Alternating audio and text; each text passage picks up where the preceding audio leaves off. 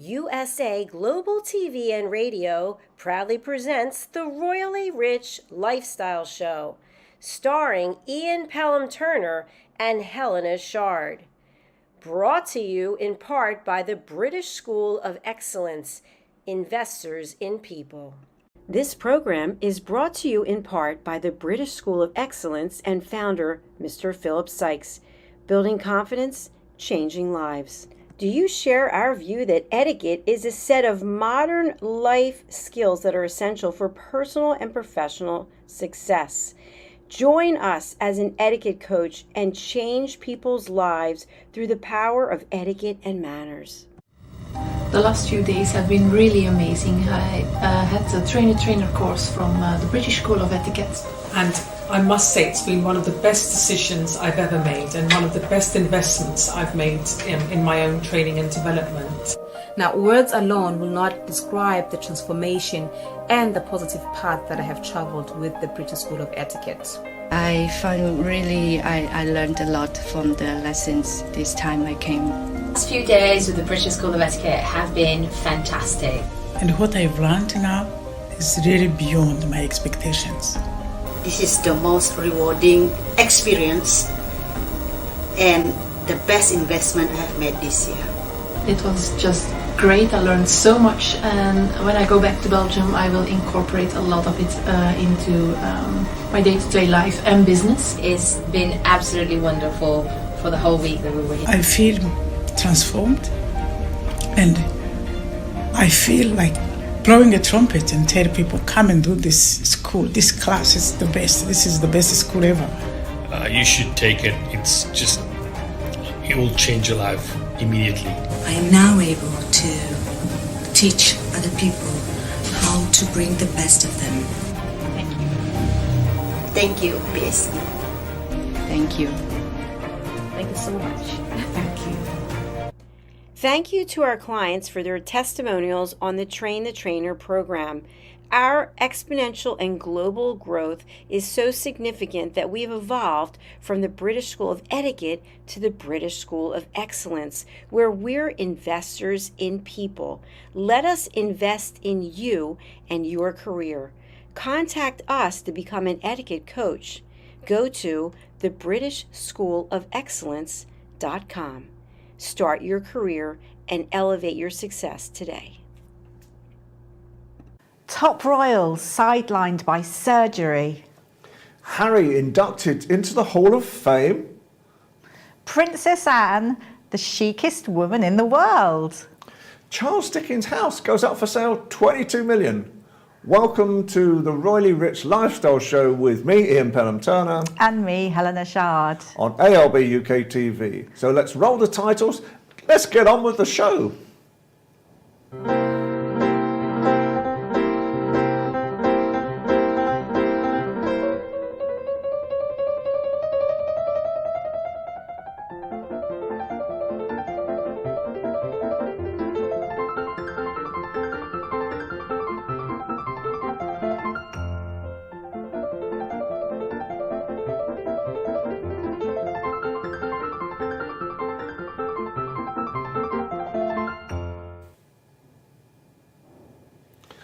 It's a good job I put batteries into my heart pacemaker if I had one. My goodness me, 2 royals go down in the space of a couple of hours yesterday. Helena, what do you think about Charles and Kate? Oh, I just think it's one of those things, isn't it? You just don't expect it. And then it happened. I mean, obviously we had media contacting us. I was actually on a show at the time and it was like, wowzers. I mean, it was, I think 2 o'clock, we were notified about the Princess of Wales, and that's abdominal surgery. So we're all sort of thinking, oh my goodness. And obviously the time out, she's got to take out 10 to 14 days in hospital, bed rest. And then she's going to be, I think, on bed rest. Prince William taking time out of all of the things that are coming up as well. So it's obviously quite serious, and they're probably not going to, she's not going to be doing anything until after Easter. Yeah. And so great that he has decided to take time out as well, because that's just what they're all about. But feel sorry for the people that are excited for, you know, the charitable events. All the different things, and they've got such a packed schedule. And obviously with King Charles, you know, I can understand that. he's 73 in April. And so prostrate is something that we're always very, very keen to actually be very, very careful of. And I know that he's going in for an operation next week for an enlarged prostate, and he's also talking about men should check themselves as well. What do you think? I think it's absolutely brilliant. I mean, you know, prostate cancer, and prostate conditions, there is a stigma attached to it, and men, for whatever reason, they don't like to talk about it or go to the doctors. But you know, if the king can talk about it, and this is why it's so admirable and very different, it's a real modernisation to be talking about it, because now I think people will listen. He's going in for just something small. It's not cancerous, and he's, you know, he's actually quite fit. Although we do know that he likes his strong drinks, so he may have to stop having as much to drink. But I think I'm so pleased. And it worried me, because I thought with both of these top royals being out, I was thinking, goodness me, you know, what's going to happen? You know, and also what will people think? It's almost like, have they done a runner? But people are going to be taking over. Obviously, Anne's going to be doing more work, and Edward, I would think. And just really look forward to them being back on their feet. Also, just to say with prostate as well, it's something like 1 in 8 people that get prostate cancer, so it's pretty high. So anyway, we've got ways of knowing about King Charles at the moment, obviously as well, because he's got his portrait now hanging in public buildings. He has. Well, it's not quite hanging in public buildings, but the picture has been revealed, and it's a really lovely picture, I have to say, shot in Windsor Castle. So you've got the great backdrop. That's it, beautiful. It's a beautiful take. It's formal, but it's beautiful. I do love it. And he's wearing his ceremonial costumes, the Royal Marine costume, which looks fabulous. And it's obviously going to be hanging in all the buildings, like schools, etc. But they have to ask for them. They have to put in for them. I know that there was a budget for this, which was about 8 million, and people have said, how can so much money be spent on it? But quite frankly, you know, I think in a way it stands for something, and I think it's a beautiful shot taken by the fabulous photographer Hugo Bernard, who took the coronation pictures and wedding pictures. And quite frankly, our government has spent so much money on nothing that why not? I think here, and I love the shot. Agree. Absolutely. Princess Anne has become a fashion icon. Please tell. No, I think this is the most amazing story. I think it's a strange story. So I think in a way, she has been voted by a certain person as the most chic, elegant woman in the world. And because of Princess Anne and her clothing and her look, a new fashion collection is out. It's Fendi. It is actually the male line that's taken, but it's everything about it's to do with Princess Anne and her ethos as well, that she's fairly frugal, which is a good thing. Frugal? She's quite frugal in the way. No, she doesn't like. She rotates her clothes. She's no fast fashion. She's had the same clothes and everything that she wears very elegantly and has done for years and years. Okay. And I just think it's fabulous. So it's the 2024 Italian. It's Silvia Venturini Fendi. She is 63, right. and she is hailing her an absolute inspiration. And do you know what it was? It was the coronation, her in her costume with the plume and everything. Excellent. And she said that was it. She actually fell in love with her.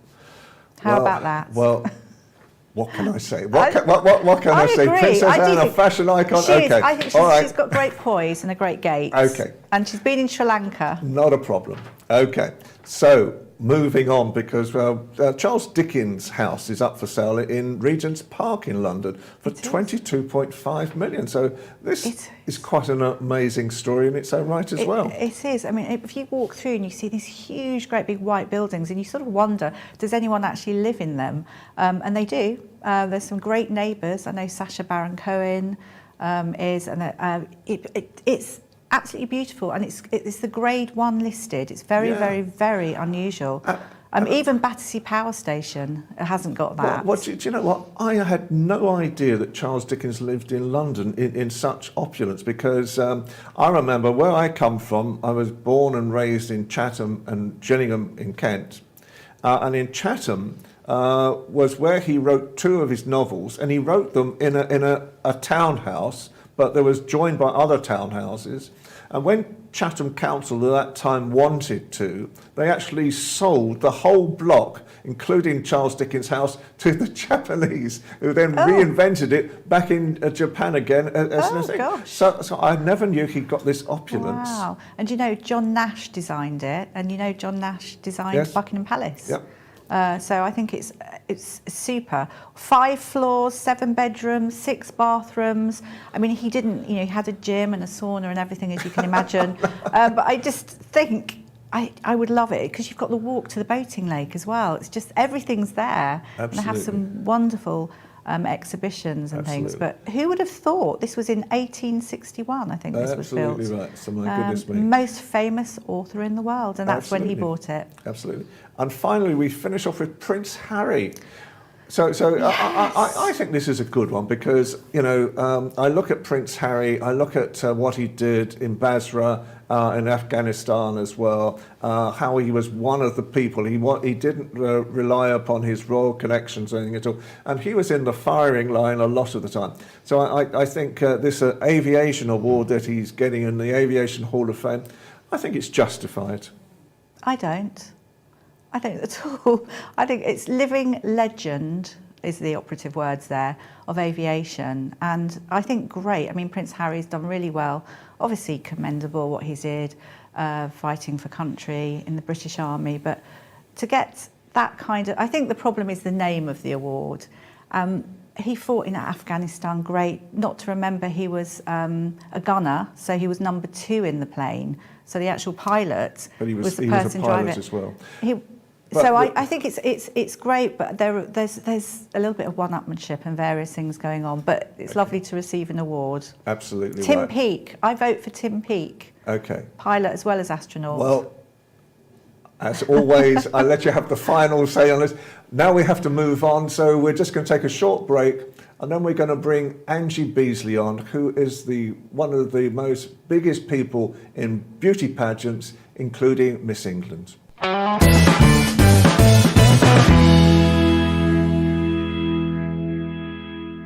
So now we have the wonderful Angie Beasley of Miss England fame. Angie, good afternoon to you. Good afternoon, Ian. Hey, Angie, lovely to see you. So what's going on in the world of Miss England? Well, we've got all sorts going on at the moment. Yesterday we got the news about the fact that the 71st Miss World is going to be held in Mumbai, India. And it's going to be at the Convention Centre in the Geo Convention Centre in Mumbai. So what we're doing now is we're getting our current Miss England ready so that she can go and represent England at Miss World, and it's the 71st competition.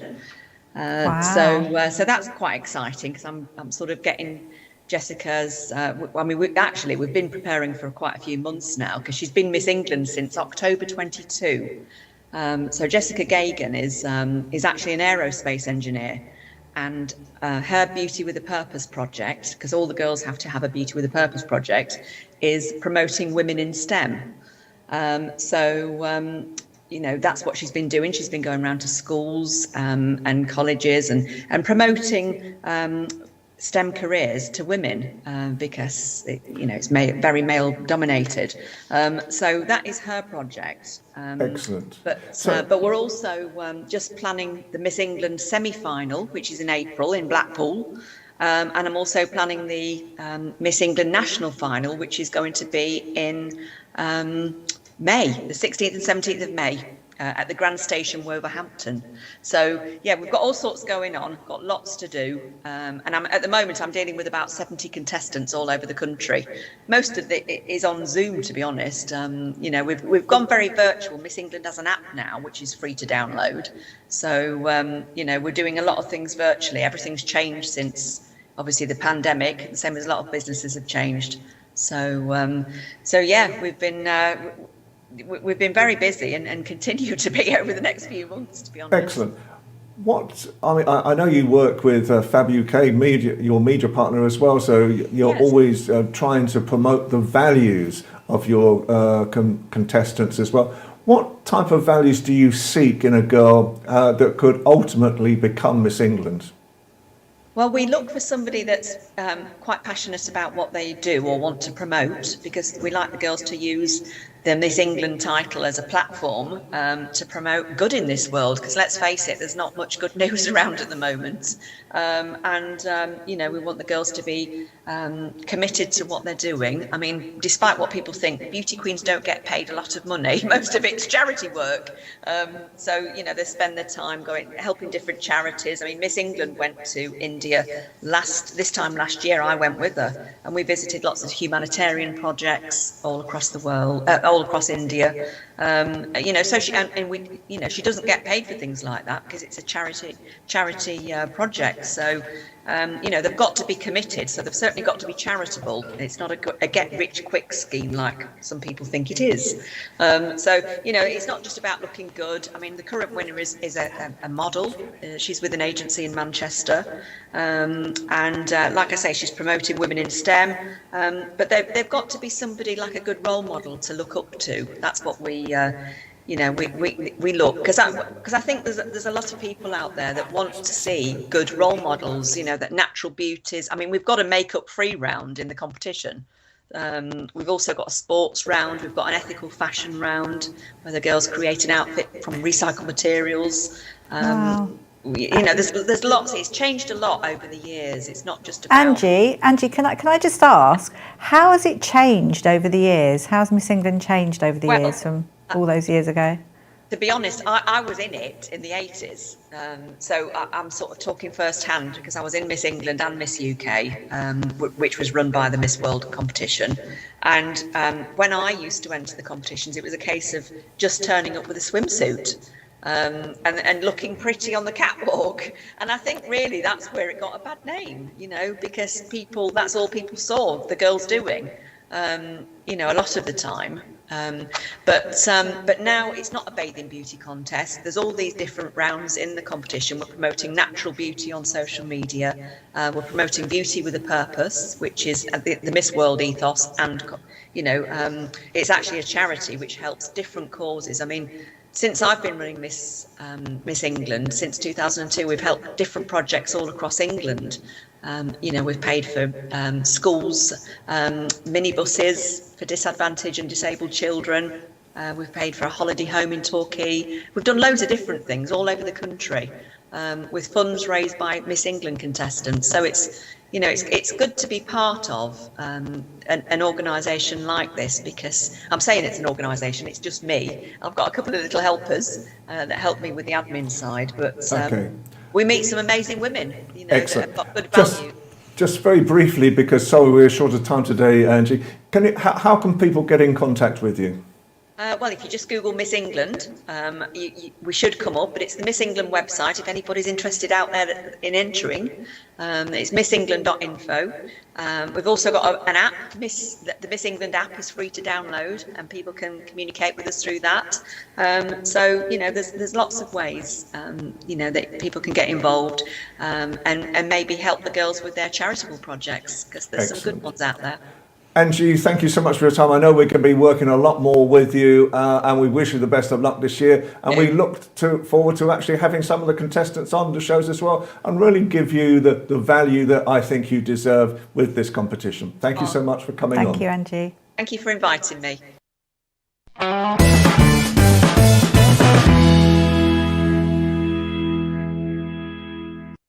So now we're moving on from that wonderful Angie Beasley to Philip Sykes, our great friend as well, from the British School of Excellence. Philip, good afternoon. A very good afternoon to both of you. How are you both? Very well. Good to see you always. As you can imagine, Helen and I, it's been a pretty busy 48 hours with the Royals at the moment. So we're hanging in there. We're hanging in there. All the better to see you always. We're hanging in there. They're hanging in there. They're keeping us on our toes. Yeah. Philip, thinking about, you're always so busy and you give so much value, which we love. What are you doing? What have you got coming up this year? What are you planning course-wise? I'm glad you asked that question, Helena. We are hugely excited in general to be launching quite a variety of courses and experiences. One of the things we've been focusing on heavily since the end of last year and beginning of this year is relaunching the Polished Professional, which will be 8 2-hour sessions. People will be able to hop on, hop off. They can pay for all 8. They can choose just to do 1 2-hour module. That is hugely exciting. That'll be launched in April. Starting at the beginning of February, we are starting our first Train the Trainer program, which is a 5-day intense accredited program for anyone anywhere in the world who either want to improve themselves or want to do the training to become a coach and a trainer in the sector and industry that we are so well renowned for. And the other area that is on development and is a big growth area for us is our country partnerships. Currently, we have the British School of Excellence in Brazil, Bermuda, the Bahamas, Poland, Benelux, and where else? 2 operations in Pakistan, 1 in Lahore, 1 in Karachi, and we have just launched in Lebanon and Qatar. And the idea is to continue growing these partnerships on a global basis. And that's just scratching the surface. And then in July, or late June, early July, we're running our first Train the Trainer in person. And we've had already about 10, 15 people inquiring about that. And we haven't even launched the marketing for that.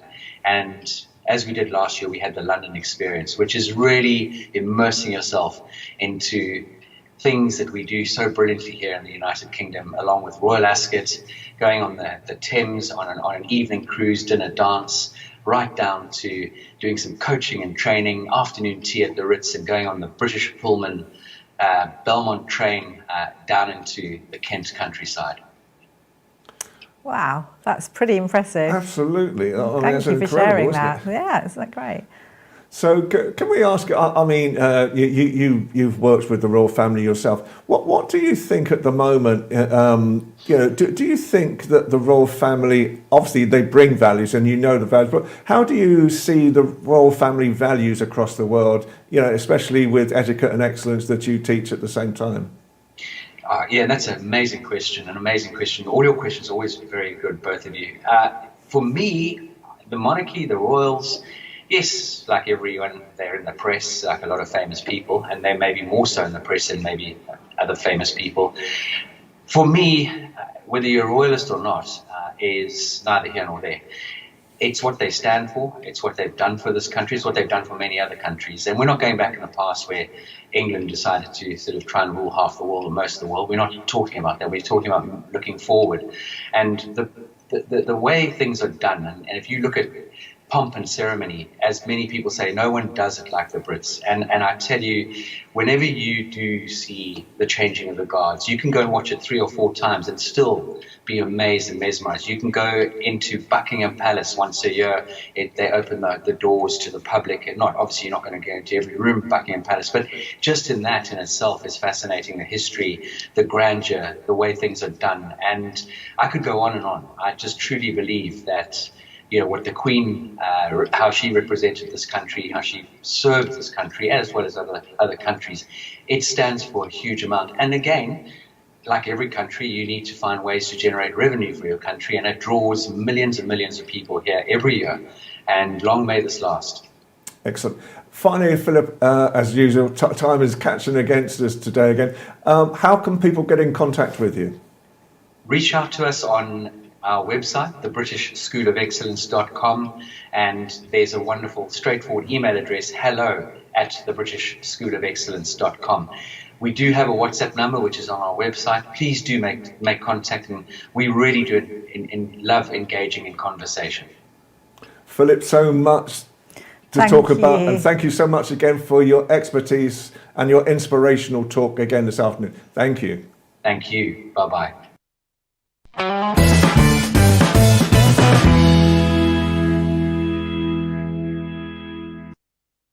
And wasn't that great with Philip? Yet again, such a gentleman, such an opportunity to talk to someone like that, and he always gives such great advice as well.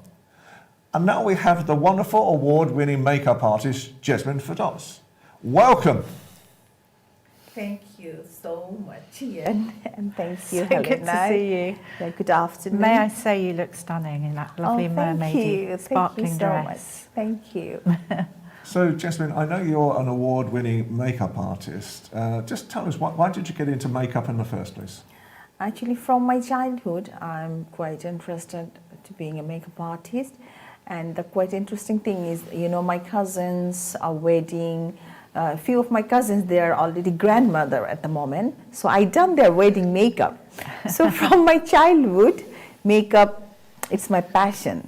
But I done my MBA, Business Administration and Human Resource Management. But to be honest, makeup is my passion. I like it. Like, it's in my blood, to be honest. I just love makeup.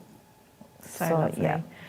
So Princess of Wales always looks really natural and, you know, her makeup, when I don't study it that often, but when I look to see, you know, how she does it, I do my own makeup too.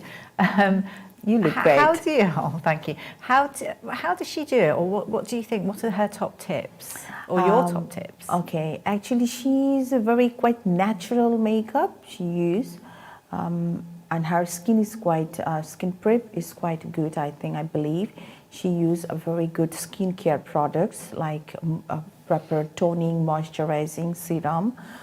And definitely she uses a dewy look, very natural foundation. It's light coverage, not too much heavy coverage.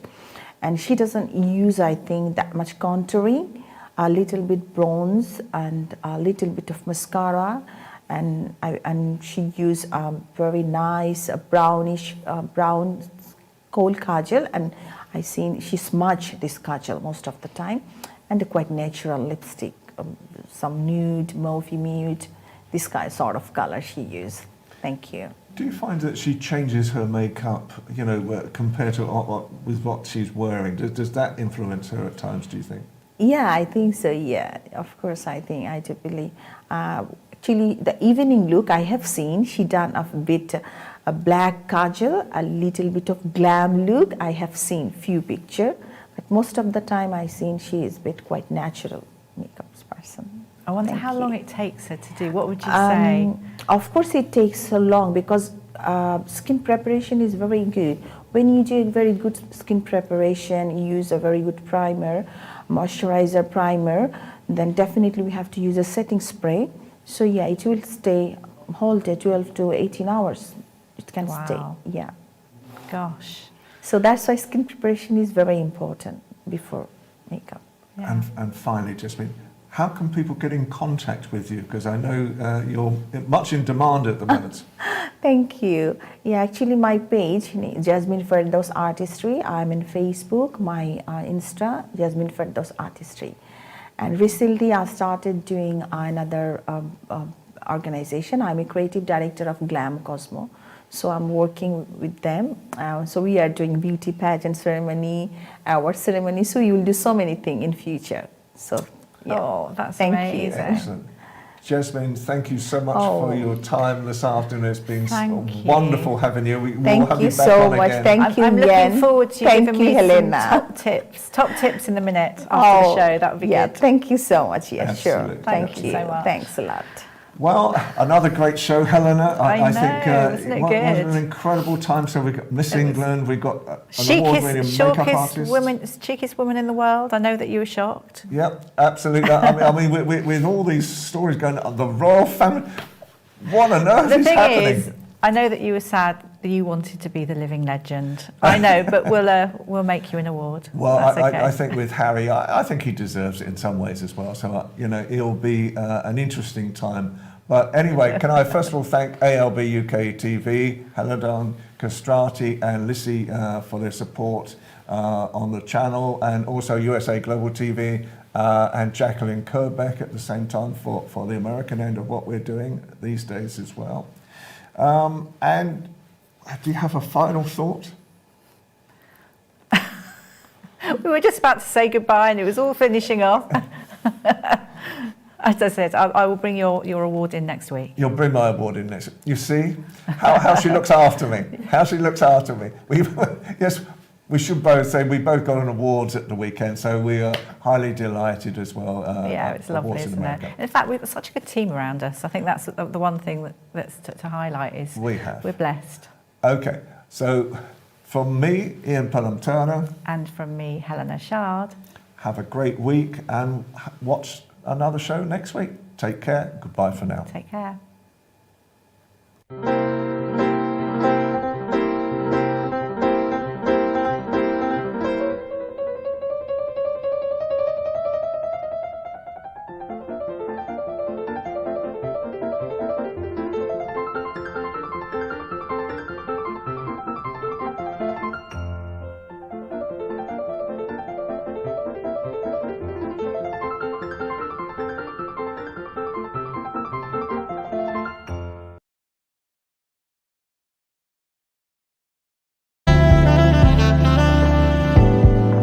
Welcome to USA Global TV and Radio, where our mission is to provide education, entertainment, hope, and inspiration. USA Global TV and Radio connects you with experts and audiences all around the world every single day to help you succeed in business and to live a richer life. Visit us at usaglobaltv.com to learn about career and life-changing training and mentoring programs like the Listening Mentor.